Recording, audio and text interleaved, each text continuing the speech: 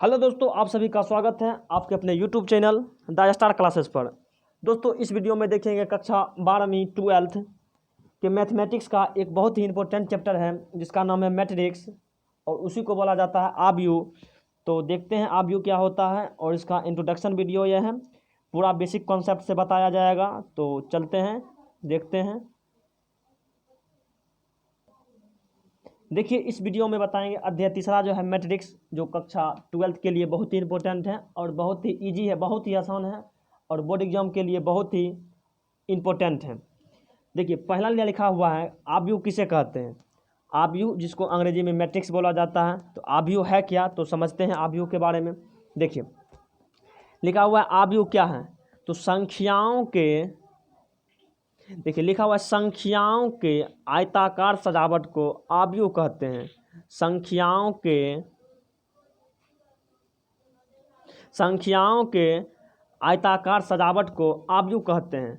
कोई संख्या ले लेंगे, उसको हम जो आयत के रूप में सजा करके यहाँ लिख दिए, यहाँ लिख दिए, सजा करके लिख दिए, तो इसी को ही बोला जाता है आव्यूह। और आव्यूह को जो है ABCD से हम सूचित कर सकते हैं, यानी कि ABCD से लेके कोई भी अल्फ़ाबेट लेटर से इसको सूचित कर सकते हैं। जैसे देखिए एग्जाम्पल में दिया हुआ है, एग्जाम्पल में जैसे देखिए दिया हुआ है, एग्जाम्पल में जैसे दिया है,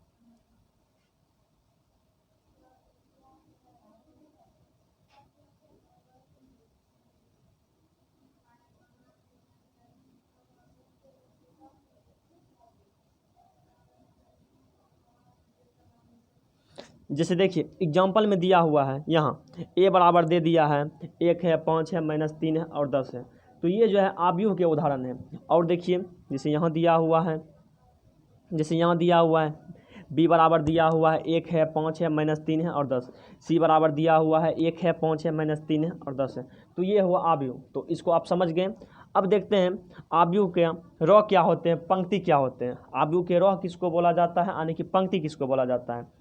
दोस्तों, आव्यूह के जो क्षैतिज कतार होते हैं, क्षैतिज का मतलब सुतलका लाइन, क्षैतिज कतार का मतलब जो सोया हुआ लाइन रहता है उसी को बोला जाता है रॉ, और उसी को हिंदी में पंक्ति बोला जाता है। जैसे देखिए यहाँ आव्यूह a बराबर दिया हुआ है, तो इसमें जो है सुतलका लाइन को खोजेंगे, यानी कि रॉ को खोजेंगे। जैसे मान लीजिए यहाँ एक लाइन ये हुआ, एक लाइन ये हुआ, यानी कि एक लाइन में जो है, एक लाइन में मेरा एक लाइन में मेरा, देखिए एक लाइन में क्या क्या लिखा हुआ है, 1 है, 6 है, 7 है। ये एक लाइन में हुआ, यानी कि एक लाइन में लिखा हुआ है 8, और उसके बाद 2 और 4 जो है इस एक लाइन में लिखा हुआ है। यानी कि क्षैतिज कतार जो होता है, यानी कि सोया हुआ जो कतार रहता है उसी को बोला जाता है रॉ। तो दोस्तों, एग्जाम्पल में दिया हुआ है आव्यूह a बराबर जो है पूछता है इसमें रॉ की संख्या, इसमें रॉ की संख्या 2 गो हो जाएगा, रॉ की संख्या इसमें हो जाएगा 2 गो। एक एग्जाम्पल और देख लेते हैं। देखिए जैसे दिया हुआ है b बराबर, आव्यूह b बराबर दिया हुआ, इसमें पूछेगा रॉ की संख्या। तो रॉ की संख्या निकालने के लिए आप गिन लीजिए सुतलका लाइन क्या है, एक लाइन ये हो गया 1, 2 और 3। तो इसमें रॉ की संख्या जो हो जाएगा 3 हो जाएगा। सुतलका लाइन कहेगा मतलब रॉ की संख्या कहेगा तो सुतलका लाइन को गिनना है, यानी कि क्षैतिज को गिनना है। अब चलते हैं कॉलम की ओर। स्तंभ क्या होता है मैट्रिक्स में जो होता है दोस्तों, यानी कि आव्यूह के कॉलम क्या होते हैं, स्तंभ क्या होते हैं, थोड़ा इसको देखते हैं। देखिए कॉलम में है तथा आव्यूह के उदग्र कतार, उदग्र का मतलब होता है खड़ा, उदग्र का मतलब होता है खड़ा, यानी कि आव्यूह के जो उदग्र कतार होते हैं, यानी कि जो खड़ा कतार रहते हैं उसको बोला जाता है, उसको स्तंभ बोला जाता है, कॉलम बोला जाता है। जैसे आव्यूह a बराबर दिया हुआ है, इसमें पूछेगा कॉलम की संख्या, तो देखिए एक यहाँ 1, ये 2, एक 3, यानी कॉलम जो है इसमें 3 हो जाएगा। तो खड़ा लाइन जो रहता है, यानी उदग्र जो रहता है उसको बोला जाता है स्तंभ बोला जाता है और कॉलम बोला जाता है। और एग्जाम्पल देख लेते हैं। देखिए इसमें दिया हुआ है आव्यूह b बराबर दिया हुआ है, इसमें पूछेगा दोस्तों कॉलम की संख्या, इसमें पूछेगा कॉलम की संख्या। तो कॉलम का मतलब होता है उदग्र लाइन, मतलब खड़ा। तो गिन लीजिए एक ये हुआ, एक ये हुआ और एक ये हो गया, यानी कि आव्यूह b जो दिया हुआ है इसमें कॉलम की संख्या दोस्तों हो जाएगा 3 हो जाएगा। चलते हैं अब देखते हैं ऑर्डर क्या होता है, क्रम क्या होता है और कोटि। तो आव्यूह का कोटि भी जानना बहुत ज़रूरी है। देखिए दोस्तों, उसके बाद है आव्यूह की कोटि, क्रम या ऑर्डर, यानी कि मैट्रिक्स का ऑर्डर क्या होता है, कोटि क्या होता है, तो उसके बारे में थोड़ा समझिए। देखिए दोस्तों, कहता है आव्यूह के रॉ तथा कॉलम, आव्यूह के रॉ तथा कॉलम की संख्या के गुणन को कोटि कहते हैं। यानी कि दोस्तों देखिए कोटि उसको बोलेंगे, कोटि या ऑर्डर उसको बोलेंगे। आव्यूह के रॉ हो मतलब आव्यूह के जो रॉ होगा और जो कॉलम होगा दोनों को गुणा करके रूप मतलब गुणों के रूप में लिख देंगे तो उसी को बोला जाता है कोटि। यानी कि कोटि बराबर होता है रॉ की संख्या गुना कॉलम की संख्या। कोटि बराबर देखिए कोटि बराबर लिखा हुआ है, कोटि बराबर रॉ की संख्या गुना कॉलम की संख्या। तो रॉ निकाल लेंगे, कॉलम निकाल लेंगे, उसका कोटि निकालने के लिए रॉ और कॉलम को जो है गुणा के रूप में लिख देंगे। गुणनफल निकालना नहीं है, केवल गुणा के रूप में लिख देंगे। जैसे एग्जाम्पल में दिया हुआ है, देखिए एग्जाम्पल जैसे दिया हुआ है, एक एग्जाम्पल दिया हुआ है ए बराबर आव्यूह दिया हुआ है, कहता है कोटि निकालने के लिए। तो कोटि निकालने के लिए सबसे पहले इसमें बताइए कि रॉ क्या हुआ है। रॉ का मतलब सुतलका लाइन गिन लीजिए, एक ऐसे ये हो गया, एक ये हो गया। यानी कि रॉ जो मेरा हुआ, रॉ हो गया 2 गो, रॉ हो गया मेरा 2 गो, रॉ हो गया 2 गो। देखिए कॉलम क्या हो जाएगा 1 2 और 3, कॉलम हो जाएगा 3 गो, कॉलम हो गया मेरा 3 गो।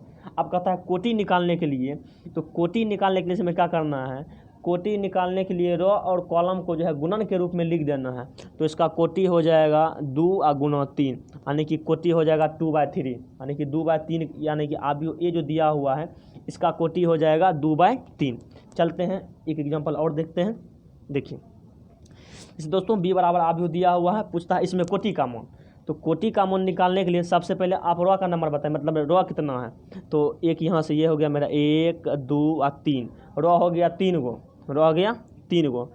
और देखते हैं कॉलम का मतलब खड़ा खड़ी गिनते हैं, खड़ा लाइन। तो 1 और 2 और 3 गो यही हो, मतलब रॉ भी 3 गो है, कॉलम भी 3 गो है। तो इसका पूछेगा कोटि निकालने के लिए। तो दोस्तों इसका कोटि जो हो जाएगा 3/3 का हो जाएगा। आव्यूह का कोटि जो हो जाएगा 3/3 का हो जाएगा। कोटि को जानना समझना बहुत ही ज़रूरी है। जब तक आप कोटि को नहीं समझ पाइएगा तो इसके बाद जो है आव्यूह का जोड़ घटा वहाँ आपको प्रॉब्लम हो जाएगा। तो इसको समझना बहुत यानी कि बहुत आसान तरीक़ा से बता रहे हैं, और मैं आपसे उम्मीद भी करता हूं कि आप समझ रहे होंगे इस वीडियो को। चलिए देखते हैं, आगे बढ़ते हैं थोड़ा सा और देखते हैं क्या है। देखिए अब जो है अवयव मतलब इलामेंट्स किसको कहते हैं, यानी कि आव्यूह में जो प्रयुक्त अंग रहते हैं, आव्यूह में प्रयुक्त अंग को अवयव कहते हैं। जैसे मान लीजिए दोस्तों कोई आव्यूह बनाते हैं, जैसे देखिए जैसे मान लीजिए कोई आव्यूह बना हुआ है, जैसे यहाँ देखिए आप, जैसे मान लीजिए जैसे आव्यूह दिया हुआ है, यही इसी को देखिए आव्यूह बी बराबर दिया हुआ इतना, यानी कि 4 है 2 है 8 है, फिर 6 है 9 है 4 है 6 है 1 है 7 है, आव्यूह दिया हुआ है। तो आव्यूह में तो कोई अंग है, जैसे यहाँ ये है, यहाँ ये है, यहाँ ये है, यहाँ ये है, यानी कि आव्यूह में जो प्रयुक्त अंग रहता है उसी अंग को बोला जाता है अवयव, उसी अंग को बोला जाता है अवयव। यानी कि आव्यूह में जो अंग उपस्थित रहता है उसी को अवयव बोला जाता है। देखिए यहाँ वही लिखा हुआ है कि आव्यूह में प्रयुक्त अंग को अवयव कहते हैं। इसे पराया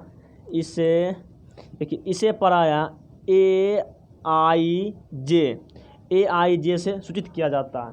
AIJ का मतलब क्या हुआ, इसे पराया AIJ से सूचित किया जाता है। दोस्तों AIJ का मतलब देखिए, इसे पराया AIJ यानी कि छोटा स्मॉल आई है और स्मॉल जे। AIJ का मतलब क्या होता है, आई का मतलब होता है दोस्तों, आई का मतलब होता है आई वन रॉ, यानी कि आई जो बताता है ई रॉ को बता रहा है कि कौन रॉ में है, पहला रॉ में है कि दूसरा रॉ में है कि तीसरा रॉ में है कि चौथा रॉ में है।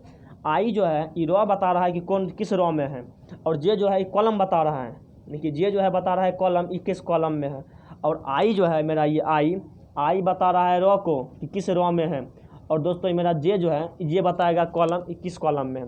देखिए थोड़ा सा यहाँ देखिए, जैसे आव्यूह दिया हुआ है, देखिए जिसे यहाँ लिखा हुआ है आव्यूह दिया हुआ A बराबर, और इस स्थान पर जो नाम रहता है दोस्तों इसका नाम लिखाता है A11, ये लिखाता है A12, ये होता है A3, यानी कि A13, ये हो जाता है A14। तो देखिए दोस्तों यहाँ लिखा है 11, A11 का मतलब क्या हुआ, इसके लिए यानी कि ऐसे समझिए, जैसे लिखा हुआ A11, एक का मतलब हुआ पहला रॉ, एक का मतलब पहला रॉ, और एक का मतलब हुआ पहला कॉलम, यानी कि ये जो है पहला रॉ का पहला कॉलम है। जैसे यहाँ देखिए दोस्तों लिखा हुआ है A12, यहाँ लिखा हुआ है A12 का मतलब क्या हुआ, ए का मतलब पहला रॉ और 2 का मतलब दूसरा का कॉलम, पहला बताता है रॉ को, दूसरा का बताता है कॉलम को। जैसे और देख लीजिए, जैसे यहाँ दिया हुआ है, जैसे दोस्तों इसको देख लीजिए, जैसे यहाँ दिया हुआ A13, A13। तो A13 का मतलब ये हो गया, यानी कि A13 का मतलब ये हो गया, यानी कि ये पहला रो में है, रो में पहला, देखिए रो में पहला, और कॉलम में तीसरा। चलिए और देख लीजिए, जैसे इसके लिए हम बात करेंगे, जैसे बात करेंगे A14 के लिए, तो A14 के लिए भी दोस्तों यही हो जाएगा। ए का मतलब पहला रो, देख लीजिए पहला रो में है, पहला रो। 4 का मतलब चौथा कॉलम में है। और देखिए, जैसे देखिए यहाँ, जैसे यहाँ देख लीजिए,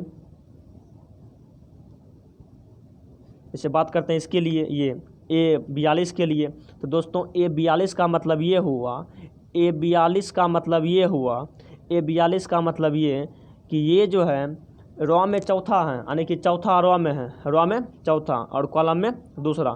तो गिन देख लीजिए 1 2 3 4, रो में चौथा है और कॉलम में 1 2 2, यही है। यानी कि पहला वाला मान जो होता है, एक के नीचे जो 2 अंक लिखा जाता है, तो पहला रो बताता है, दूसरा का बताता है कॉलम, पहले वाला रो बताता है, दूसरा का बताता है कॉलम। तो इसके आगे का जो पार्ट होगा उसको पार्ट 2 बहुत जल्द ही बना देंगे, इसको पार्ट 1 है, अपना देख लीजिए, समझ लीजिए। अरे फिर भी आपको समझने में किसी प्रकार का कोई दिक्कत हो आप मुझे कमेंट कर सकते हैं, और चाहे आप मेरा व्हाट्सएप नंबर ले लीजिए, और किसी भी प्रकार का दिक्कत हो तो व्हाट्सएप नंबर पर भी संपर्क कर सकते हैं, आपको सहयोग किया जाएगा। मेरा व्हाट्सएप नंबर यह है 9122669401। तो यदि ये वीडियो आप देख लिए हैं तो देखने के बाद ये भी बताइए कि आपको ये वीडियो कैसा लगा, और कमेंट भी करें। आपको किसी भी प्रकार का दिक्कत होगा तो आप मेरा व्हाट्सएप नंबर पर संपर्क कर सकते हैं। चलिए, वीडियो को देखने के लिए बहुत बहुत धन्यवाद, और इसका पार्ट 2 भी बहुत जल्द ही बनाने का प्रयास करूँगा।